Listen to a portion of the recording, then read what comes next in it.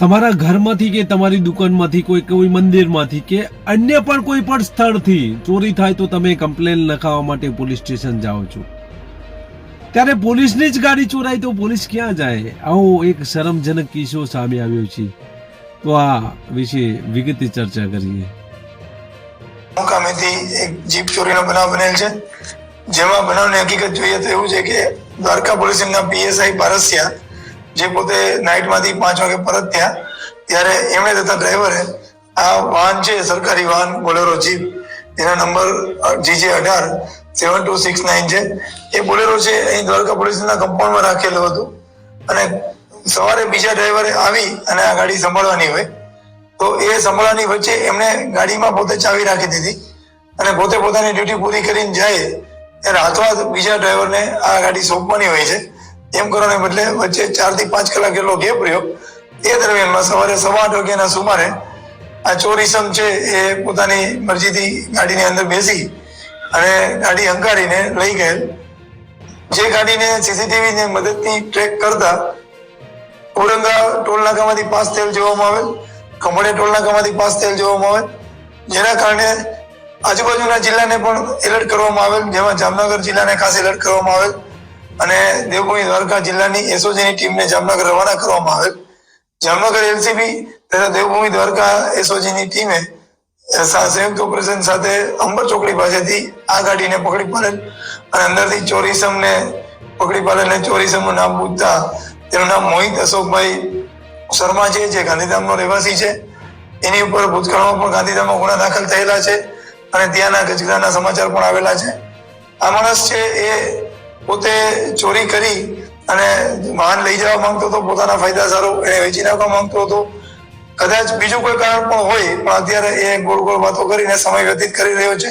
આ માટે એના રિમાન્ડ માંગવાની કાર્યવાહી પણ ચાલુમાં છે. અને આ જે ચોર છે એ અહીંથી જયારે લઈ ગયો ગાડી, ત્યારે ચાવી અંદર ગાડીમાં હોવાના કારણે એ લઈ જઈ શક્યો અને એના કારણે અહીંયા જે બે ડ્રાઈવરોની નિષ્કાળજી છે, જે બેદરકારી છે વાહન સાચવવા માટેની, એ ગંભીર નિષ્કાળજી પુરવાર થઈ અને જેના કારણે અત્યારે દેવભૂમિ દ્વારકા જિલ્લાના એસપી નિતેશ પાંડે સાહેબે આ બંને ડ્રાઈવરોને નિલંબિત કરેલા છે. જે બે ડ્રાઈવરના નામ છે રાજુભાઈ જે ઓળખ્યા અને કાળુભાઈ એમ મોઢવાડિયા.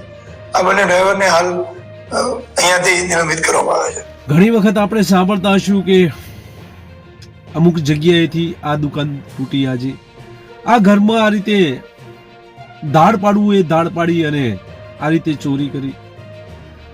આ તો બધું નોર્મલ થઈ ગયું છે, પરંતુ હવે એવું સાંભળવામાં આવ્યું છે કે પોલીસની જે ગાડી છે એ ગાડી લઈને કોઈ વ્યક્તિ છે તે વ્યક્તિ ફરાર થઈ ગયો હતો અને ત્યારબાદ પોલીસે આ ગાડીને ઘણી મહેનત બાદ ઝડપી પાડી છે.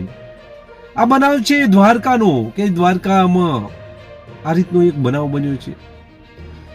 વાત છે દ્વારકા પોલીસ સ્ટેશનની, કે નાઇટ ડ્યુટી કરીને એક પોલીસ સબ ઇન્સ્પેક્ટર એટલે કે પીએસઆઈ પોતાની નાઇટ ડ્યુટીમાં હોય છે અને આ નાઇટ ડ્યુટી બાદ તેઓ સવારે વહેલા પરત ફરતા હોય છે. ત્યારે આ જે ગાડી હોય છે તે સવારે જેની ડ્યુટી ઓન થાય તે વ્યક્તિને આ ગાડી સોંપવામાં આવતી હોય છે.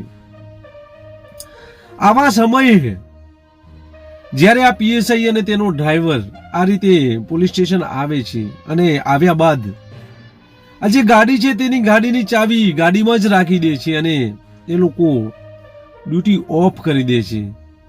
ત્યારે સવારે વહેલા જે ઓન ડ્યુટીમાં આવે છે તે લોકોને આ ગાડી લઈને જવાનું હોય છે. ત્યારે સવારે 8:30 વાગ્યાના આજુબાજુના સમયગાળા દરમિયાન